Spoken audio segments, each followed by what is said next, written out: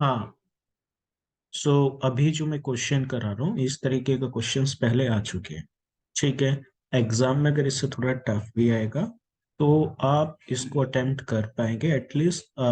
इतना तो हो जाएगा कि आप उसके एंड तक पहुंच जाएं।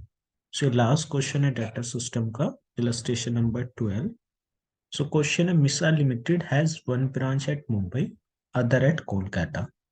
Prepare Mumbai branch account in the books of Misa Limited from following particulars related to Mumbai branch and found out the profit earned by the branch for the year ended 31st March 2019।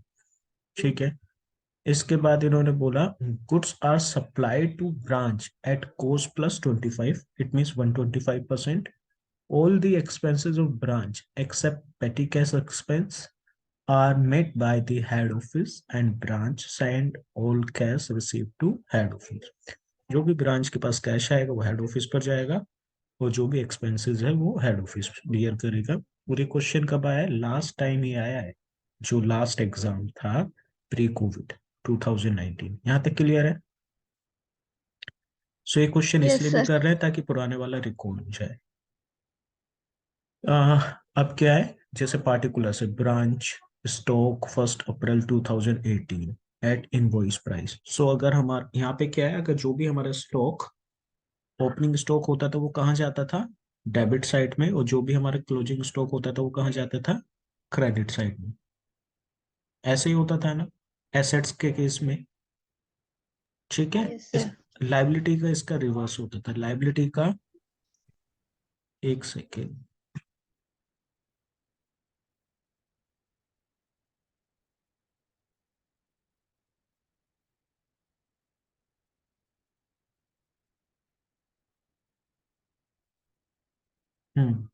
और liability के case में हमारा क्या होता था, जो भी हमारा ओपनिंग स्टॉक होता था वो क्रेडिट साइड में जाता था और जो क्लोजिंग स्टॉक होता था वो डेबिट साइड में।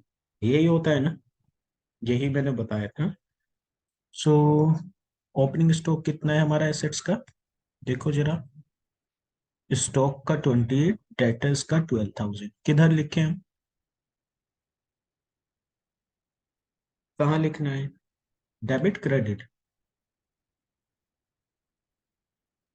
Debit sir. इसी तरीके से पेटी कैश का भी मैंने बताया था डेबिट जाएगा। ठीक है, दो देख लेते हैं। So balance BT stock debtor petty cash 28, 12, 75। कोई इशू? Yes section B. नहीं सर।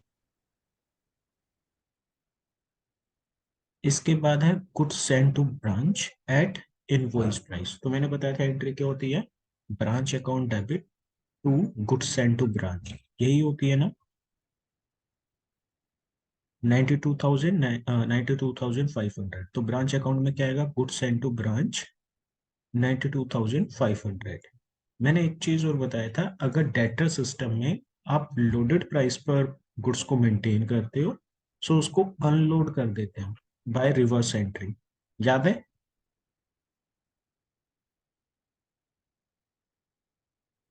लोडेड प्राइस क्या होता है, कॉस्ट प्लस प्रॉफिट। तो उस प्रॉफिट एलिमेंट्स को हम क्या कर देते हैं, एक्सक्लूड कर देते हैं। यही बताया था ना। सो ये क्या है, 92,500 का भेजा है और भेज कितने कॉस्ट पर है, कॉस्ट प्लस प्रॉफिट। प्रॉफिट कितना है, 25%। सो ये कितना हो गया, 125% के इक्वल हो गया। ठीक है। या हम ऐसे भी बोल सकते हैं 25 divide by 125 is equal to 1/5। So इसका 1/5 क्या है, हमारा प्रॉफिट है। सो कितना हुआ प्रॉफिट 92,500 का?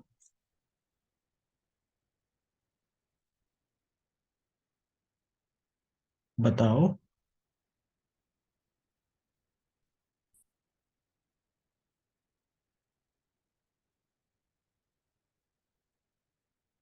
अरे 1/5 ऑफ 92,500, याद आया?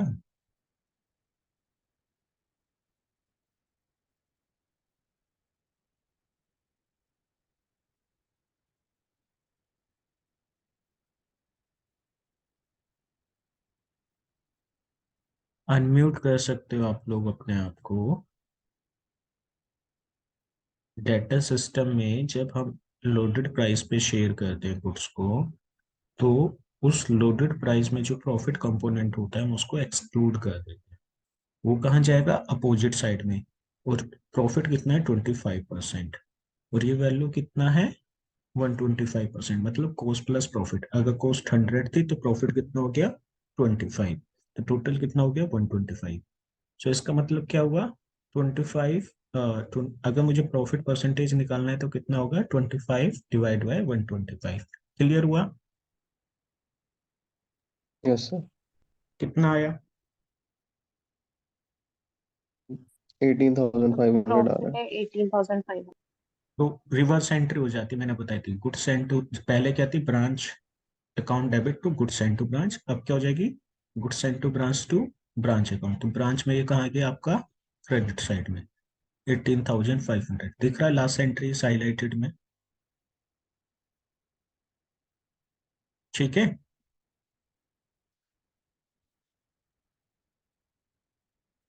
Yes sir. इसके बाद नेक्स्ट है आपका कैश सेल्स। क्रेडिट सेल हम इंक्लूड करते हैं क्या, हाँ ये ना, नो। क्योंकि वो डेटर है और डेटर का जो क्लोजिंग बैलेंस होगा वो एडजस्टेड अमाउंट होगा। ठीक है। सो कैश सेल्स है 46,000, कलेक्शन फ्रॉम डेटर 61,400। ये हम क्या कर देंगे, ट्रांसफर कर देंगे, रेमिटेंस दे देंगे हेड ऑफिस को। सो 46 एंड 61,400, ये क्या आ गया, क्रेडिट साइड में देखो, remittances, cash sales 46, collection from debtor 61,400। Clear है, हाँ या ना। सर क्रेडिट सेल्स क्यों नहीं गया?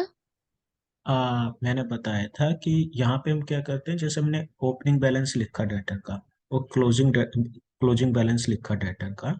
तो इसका मतलब क्या है, जो उन दोनों के बीच का डिफरेंस होगा वो एडजस्टेड होगा। Yes sir. ठीक है। तो डेटा सिस्टम में हम शो नहीं करते। Okay sir. अब इसी तरीके से बैड डेट्स है, बैड डेट्स को भी हम शो नहीं करते हैं, क्योंकि जो हमारा क्लोजिंग बैलेंस आता है डेटर्स का वो एडजस्टेड आता है। रेंट एंड सैलरीज, उसने बोला जो भी एक्सपेंडिचर्स है वो हेड ऑफिस बियर कर रहा है। सो ये कहाँ जाएगा, हमारा डेबिट साइड में। कैश ब्रैकेट में रेंट एंड सैलरी 12,200। ठीक है ये वाला, हाँ। Yes sir. इसके बाद आ जाते हैं next side, goods return to head office at invoice price. So invoice price कितना है, 2,500। सो ये कहाँ जाएगा, पहले एंट्री होगी goods send to branch account debit to branch account. So to branch account में कहाँ जाएगा, ये क्रेडिट साइड में 2,500। ठीक है ये वाला। Yes sir. और इसका प्रॉफिट एक्सक्लूड करने के लिए क्या होगा, रिवर्स एंट्री हो जाएगी, branch account debit to goods send to branch. कितना, 500 का 1/5 निकाल दो, कितना आया, ओ सॉरी 2,500 का 1/5, 500, राइट। ठीक है। इनवॉइस पे कर रहे मतलब प्रॉफिट इंक्लूडेड है, तो प्रॉफिट को क्या कर देंगे, एक्सक्लूड कर देंगे। 1/5 हुआ 500, सर ये ये रहा। हमारा परचेज रिटर्न है ना? हाँ, ये हमारा परचेज रिटर्न है ना?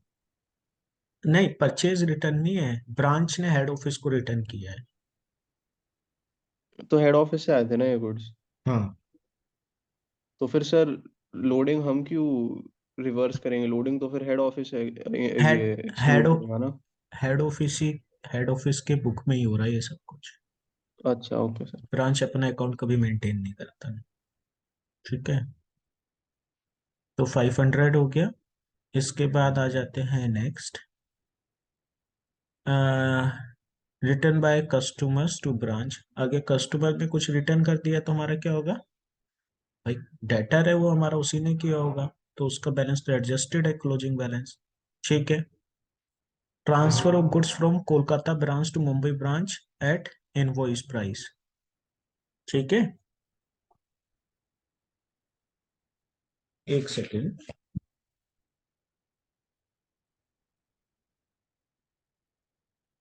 हम्म। तो आपने क्या कर दिया,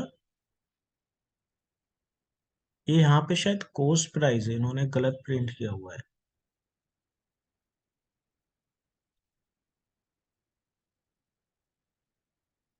हाँ, ये दिख रहा है आपको, transfer of goods from branch, from Kolkata branch to Mumbai branch at invoice price, ये कॉस्ट है यहाँ पे। ठीक है। सो कितना आया, अगर आपको गुड्स मिल रहा है तो वो कहाँ जाएगा, debit side credit side? Debit. So ये आ गया, transfer from Kolkata branch to Mumbai branch 13,000। ठीक है, ये इनवॉइस प्राइस नहीं एट कॉस्ट है, गलत दिया है उन्होंने। इसके बाद पेटी कैश एक्सपेंस बाय ब्रांच 450, तो हमारा ओपनिंग बैलेंस था पेटी कैश का 750, जिसमें से हमने कंज्यूम कितना कर लिया 450, तो क्लोजिंग कितना होगा 300, दिख रहा है क्रेडिट साइड में सर लास्ट। मुझे एक डाउट कि अगर कोलकाता ब्रांच ने आईपी पे भी भेजे होते मुंबई ब्रांच को, तो हमारे बुक्स में तो उसका कोई इफेक्ट नहीं पड़ता। पढ़ना तो नहीं चाहिए। तो सर अगर आईपी पे भी हो तो गलत थोड़ी है, कॉस्ट हो आईपी हो, हमारे हमारे बुक्स में तो सेम ही इफेक्ट आएगा क्योंकि हमने कुछ उतने के ही खरीदे हैं। भाई तुमने तो उतने का ही खरीदा है ना, बट यहाँ सेल्स परचेज नहीं हो रहा है, पहली हाँ बात। सर, पर वो लोकेशन से। कंसोलिडेटेड में हम लोडिंग माइनस करेंगे ना अगर दूसरे हम्म। ब्रांच से है तो। हम्म। हमारे इसमें तो लोडिंग नहीं माइनस करेंगे अगर दूसरे ब्रांच से आई है। हाँ, अगर पहले कर चुके हैं तो ठीक है, बट यहाँ यस पे सर। ये भाई कोस्ट पर है। ठीक है, बिकॉज आपने एक बार उसको अनलोड कर दिया तो प्रिज्यूम हो लिया कि जो भी आपने प्रॉफिट बुक किया था, आपने उसको अनबुक कर दिया है क्रॉस एंट्री से। जी ठीक है। सर। हम्म। तो वैसे यहाँ पे कोस्ट लिखा हुआ था, इनवॉइस प्राइस गिवन है, बट अगर ये भी होगा तो आप नोट में डाल देना that we are assuming that profit portion has been unbooked by the head office already. ठीक है। नेक्स्ट है petty cash, invoice value of goods stolen, ये तो आएगा ही नहीं क्योंकि जो आपका क्लोजिंग स्टॉक है वो तो after adjusting all these item तभी आया होगा। क्लियर है। इनवॉइस वैल्यू ऑफ गुड्स, इसको हटा देते हैं, cash receipt from insurance company, तो ये थर्ड आइटम है जो रेमिटेंसेस के अंदर है। So cash receipt for insurance 1800, सो ये भी कहाँ जाएगा, हमारा हेड ऑफिस को चला जाएगा। अब इसने क्या दिया, ब्रांच डेटर का क्लोजिंग बैलेंस दिया और ब्रांच स्टॉक का क्लोजिंग बैलेंस दिया। सो वो कितना है 12,900 एंड 13,700। क्लियर है। देखो, बैलेंस सीडी स्टॉक का 13,700, डेटर का 12,900, पेटी कैश के आगे 750 माइनस 450। ठीक है, कोई डाउट? अब इसके बाद दो चीजें जो हमने मिस की है पूरे क्वेश्चन में, याद है कि मैंने बताया था कि अगर प्रॉफिट परसेंटेज इंक्लूडेड होता है in the opening and closing stock तो हम उसको अनलोड करते हैं, अनबुक करते हैं, याद है? हाँ या ना? स्टॉक रिजर्व में ट्रांसफर करते हैं, है ना? So yes sir. जो ओपनिंग स्टॉक है 28,000, वो डेबिट में है, तो उसकी अपोजिट साइड में जाके करेंगे। सो 28,000 का 1/5 कितना हुआ? 1400। पक्का?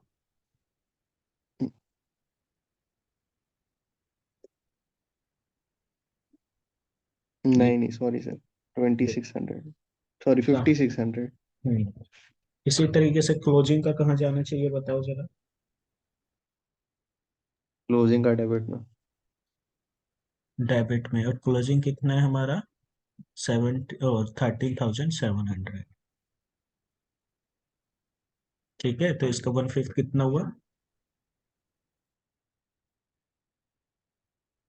2,750। टोटल किया तो क्रेडिट साइड मोर देन है डेबिट साइड से, रिजल्ट फिगर है नेट प्रॉफिट 1,010। यहाँ तक सभी को क्लियर, ये वाला question?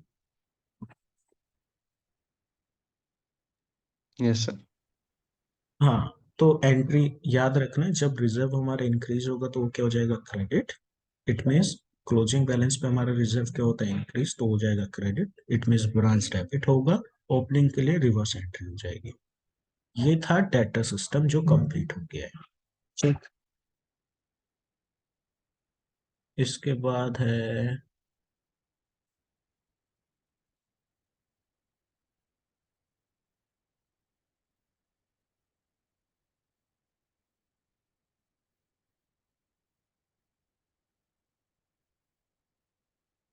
Stock and data system. ये लास्ट टॉपिक है। इसका एक क्वेश्चन आज करा दूंगा थ्योरी के साथ। जो रिमेनिंग 2 क्वेश्चंस है वो जिस दिन तुम्हारा बिजनेस ऑर्गेनाइजेशन का एग्जाम हो जाएगा ना, उसके नाइट में क्लास रख लेंगे तो ब्रांच अकाउंट खत्म हो जाएगा। ठीक है। फिर एक क्लास नेक्स्ट डे देख लेंगे डिपार्टमेंटल अकाउंटिंग का। 1 घंटे से ज्यादा का नहीं रखेंगे ताकि बाकी चीजें तुम्हारी कवर अप होती रहे। ठीक। अब है next stock and data system. So जो प्रीवियस सिस्टम था उसके साथ कुछ प्रॉब्लम्स थी। जैसे वहां पे हम हर आइटम्स का फाइनल फिगर शो करते थे, उसका बाइफर्केशन है। जैसे gross profit and net profit, उसका कोई बाइफर्केशन नहीं था। जो हमारे आइटम्स थे, सेल रिटर्न, डिस्काउंट अलाउड या डिस्काउंट रिसीव, बैड डेट, उसका कोई हम डिस्क्लोजर नहीं करते थे। खाली मेमोरेंडम एक अकाउंट बनाते थे टेम्परेरी, उसके थ्रू करते थे।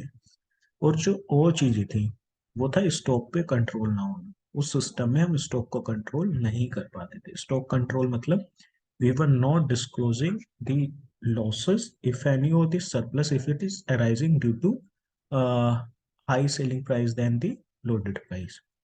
सो ये सारी चीजें हम इग्नोर कर रहे थे। सो उस चीज को ओवरकम करता है एक न्यू मेथड जिसको हम डिटेल और कॉम्प्रिहेंसिव मेथड बोलते हैं, which is known as stock and data system. ठीक है।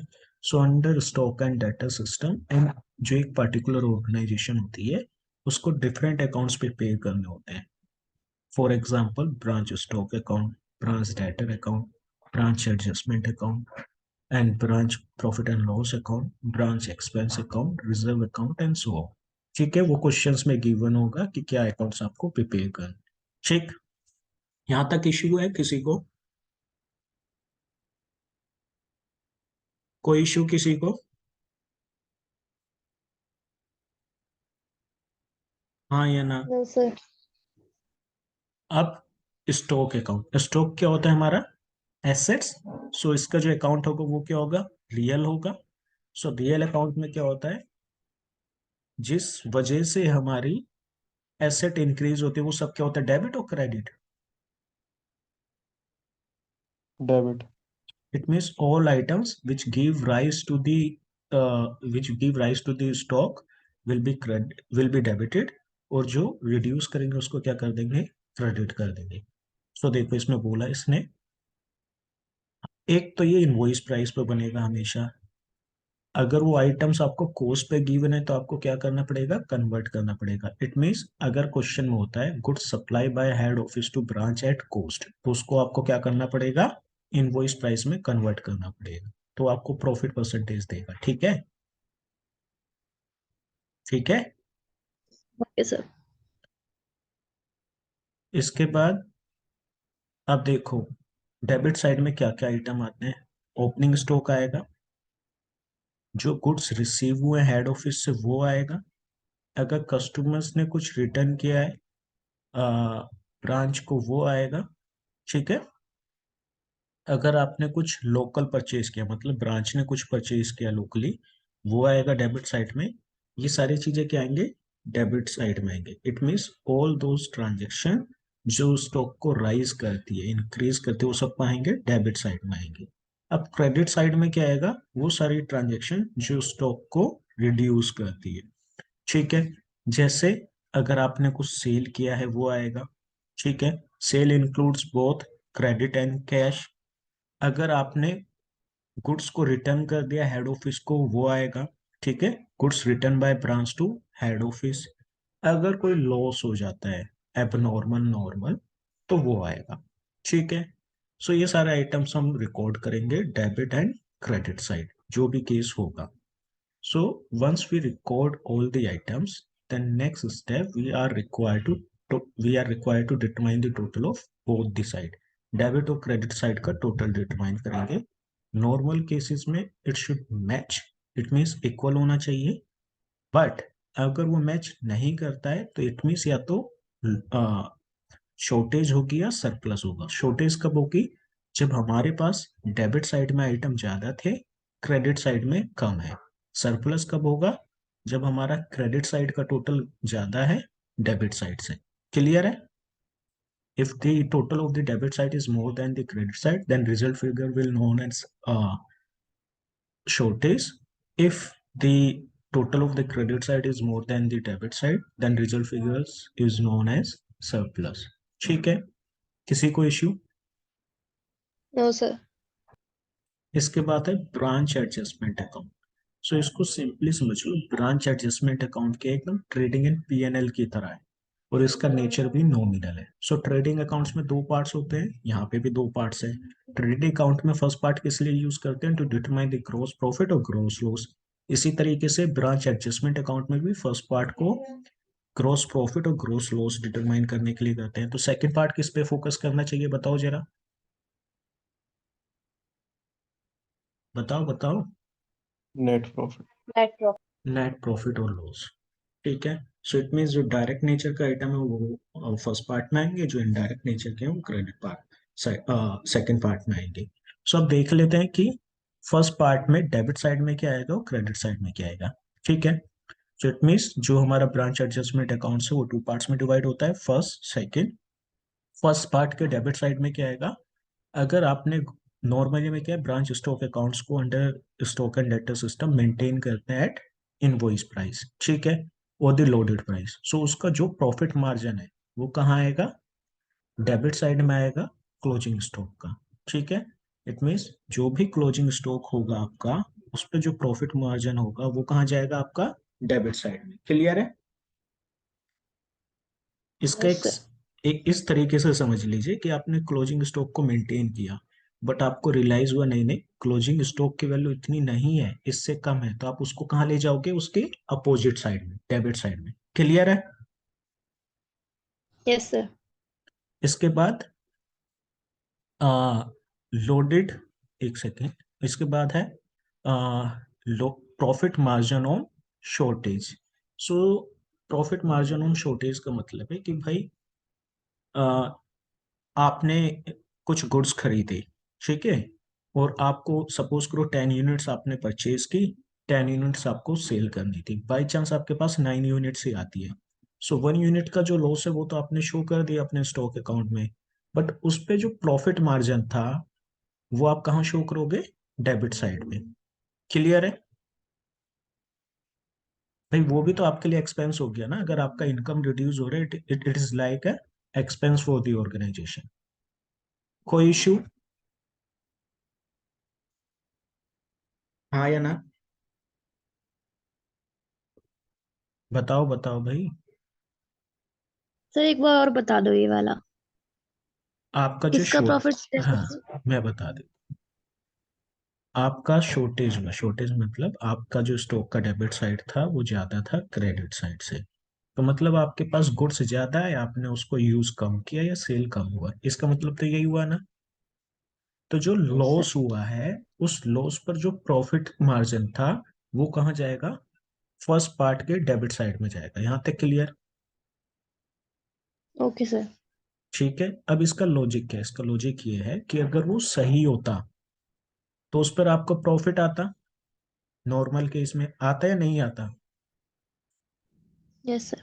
तो अगर प्रॉफिट का आपको लॉस हो, आपने प्रॉफिट का आपको लॉस हो गया तो वो आपके लिए क्या एक्सपेंडिचर है एक तरीके से.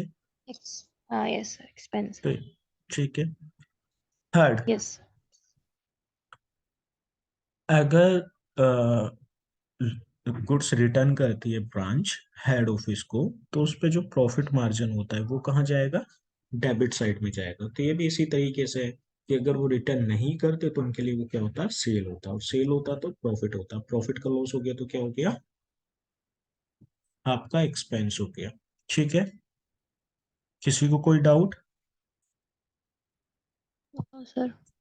अब क्रेडिट साइड में इसके रिवर्स आइटम जाएंगे, जैसे अगर प्रॉफिट स्टॉक रिजर्व, जो प्रॉफिट परसेंटेज हमने ट्रांसफर किया था स्टॉक रिजर्व पर, क्लोजिंग स्टॉक पर, अगर उसका ओपनिंग स्टॉक है तो उसका कहाँ जाएगा, क्रेडिट साइड में जाएगा। ठीक है, stock reserve on opening stock will recorded in the credit side of the branch adjustment account। ठीक, अगर डेबिट साइड में हम क्या कर रहे थे, profit margin on goods return by branch to head office. So अगर हेड ऑफिस ब्रांच को देगा तो उस पे जो प्रॉफिट मार्जिन होगा वो किधर जाएगा, क्रेडिट साइड में। क्लियर है। Yes sir. और अगर कुछ सरप्लस हो जाता है, सरप्लस मतलब ब्रांच स्टॉक, जो ब्रांच स्टॉक अकाउंट हमने मेंटेन किया था उसके क्रेडिट साइड मोर देन है डेबिट साइड पे, तो वो कहाँ जाएगा, हमारा क्रेडिट साइड में जाएगा। ठीक है, यस सर।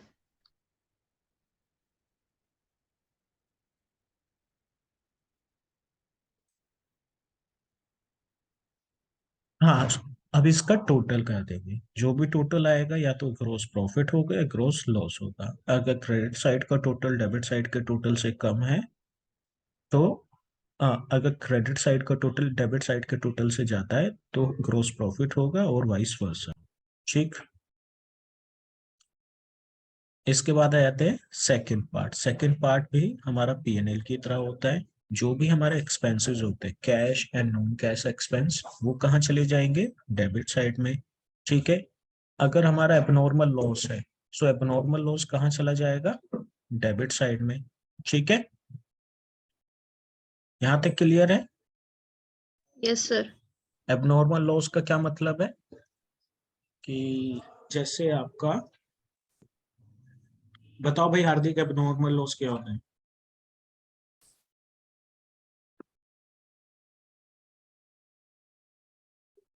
अरे क्या होता है एबनॉर्मल लॉस, बताओगे।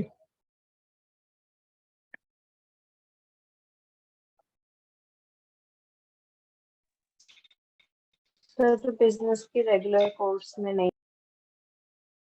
बिजनेस के रेगुलर कोर्स में अराइज हो सकता है बट नॉर्मल रीजन से अराइज नहीं होता। ठीक है, abnormal loss means which is controllable in nature, जिसको हम कंट्रोल कर सकते हैं।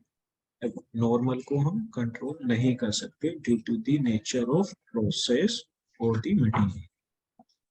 ठीक है, yes sir. So abnormal loss में जो प्रॉफिट वाला पार्ट होता है वो तो कहाँ जाएगा, जो ब्रांच एडजस्टमेंट का डेबिट साइड है फर्स्ट पार्ट में। ठीक है, जैसे हमें लॉस हुआ एबनॉर्मल लॉस 10 रुपीज का, उस पर प्रॉफिट था 2 रुपीज का, तो 2 रुपीज तो कहाँ जाएंगे, जो फर्स्ट पार्ट है ब्रांच एडजस्टमेंट अकाउंट का डेबिट साइड में। ठीक है, क्योंकि हमें प्रॉफिट का लॉस हो गया। और जो एबनॉर्मल लॉस है उसको हम कहाँ ट्रांसफर करते थे इन्वेंट्री में, याद है, पीएनएल अकाउंट में। इट मीन ये कहाँ जाएगा, इसका कॉस्ट एलिमेंट पीएनएल में। ठीक है, ठीक है, दोबारा बताना है तो बताओ।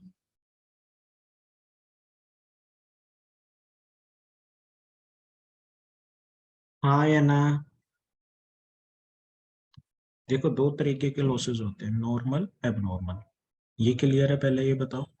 There are two types of loss, normal and abnormal. So जो नॉर्मल है वो तो अराइज होगा, आप कुछ भी कर लीजिए। सो उस लॉस को तो हम डायरेक्टली कहाँ ट्रांसफर करते हैं, उसका टोटल अमाउंट जो फर्स्ट पार्ट होता है ब्रांच एडजस्टमेंट अकाउंट का, वहां पे उसके डेबिट साइड में। ठीक, अब आता है एबनॉर्मल लॉस। एबनॉर्मल लॉस में दो चीज होती है, cost and profit. So profit को तो हम ट्रांसफर करते हैं जो फर्स्ट पार्ट होता है ब्रांच एडजस्टमेंट अकाउंट का, उसके डेबिट साइड में। और जो उसकी कॉस्ट होती है वो ट्रांसफर करते हैं सेकंड पार्ट जो होता है उसकी डेबिट साइड में। यहां तक क्लियर है, हाँ या ना। सर कॉस्ट कहाँ जाती है सेकंड पार्ट के क्रेडिट साइड में? ब्रांच एडजस्टमेंट के सेकंड पार्ट में। और अगर कॉस्ट है तो डेबिट साइड में जाएगी, प्रॉफिट होता है तो क्रेडिट साइड में। Okay sir. ठीक है, और अगर यस। आपको कुछ क्लेम रिसीव हुआ है इंश्योरेंस कंपनी से, तो आपका कहाँ जाएगा, क्रेडिट साइड में, जैसे हमारा P&L अकाउंट में होता है, सारे एक्सपेंसेस और लॉसेस कहाँ जाते हैं, डेबिट साइड में, सारे इनकम एंड गेन कहाँ जाते हैं, हमारे क्रेडिट साइड में। ठीक है, अब एग्जाम में वो आपको बोल सकता है कि सिर्फ आपको ब्रांच एडजस्टमेंट अकाउंट बनाना है।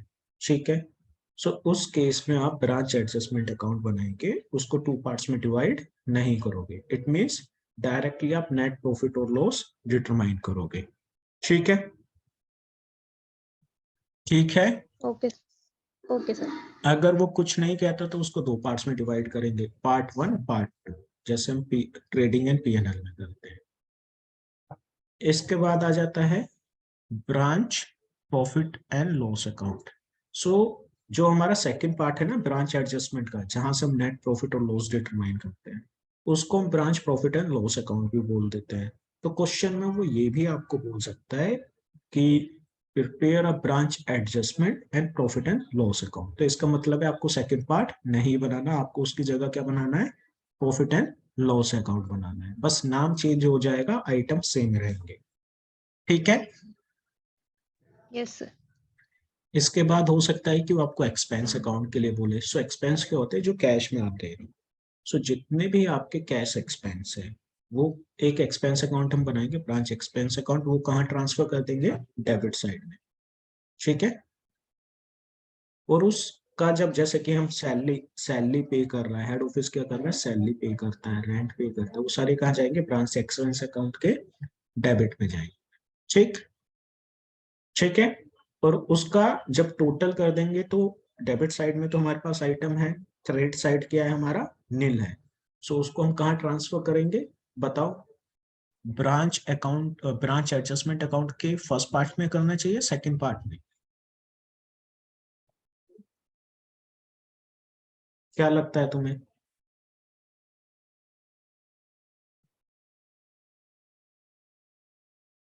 भाई जो हमारे एक्सपेंसेस है, जैसे कि रेंट है, कमीशन है, सैलरी, ये तो इनडायरेक्ट नेचर के एक्सपेंस है। इसको हम कहाँ ट्रांसफर कर देते हैं, टोटल करके ब्रांच एडजस्टमेंट अकाउंट में। तो अब तुम्हें क्या लगता है, वो फर्स्ट पार्ट में जाएंगे, सेकंड। Second part. ठीक है, वेरी गुड। इसके बाद है ब्रांच एडजस्ट एसेट्स अकाउंट। तो वह एसेट्स अकाउंट भी बनाने के लिए आपको बोल सकते हैं, जैसे डेटर्स का अकाउंट, फर्नीचर का अकाउंट, बिल्डिंग का अकाउंट, ये रिस्पेक्टिव अकाउंट्स वो आपको बनाने के लिए बोल सकता है। ठीक है, सो ये था इसका थ्योरी। अभी क्लास का एंड होने वाला है, क्योंकि 40 मिनट्स की जूम पे क्लास ले सकते हैं। सो जैसे ये एंड होगा, नेक्स्ट मीटिंग 9 मिनट्स बाद स्टार्ट होगी। इसका मैं बस एक क्वेश्चन कराऊंगा और एक जर्नल एंट्री बता दूंगा, उसके बाद you will be free from my side. So इसको वो क्लास को अटेंड कर लेना, ताकि तुम्हें एक आइडिया मिल जाए कि किस तरीके का स्टॉक एंड डेटर का क्वेश्चन हम करते हैं। ठीक है, सर हाँ बोलिए। सर जो इससे नेक्स्ट वाला चैप्टर है डिपार्टमेंटल अकाउंटिंग, वो भी आ रहा है? वो एक दिन में खत्म हो जाएगा, एक दिन में क्या मतलब आधे घंटे की क्लास में खत्म हो जाएगा, उसमें कुछ नहीं है। ठीक है, ओके सर। टेंशन मत लो, मैं खत्म करा दूंगा। ठीक है, ठीक है सर। हाँ ज्वाइन कर लेना भी, 10 मिनट में मैं शेयर करूंगा लिंक।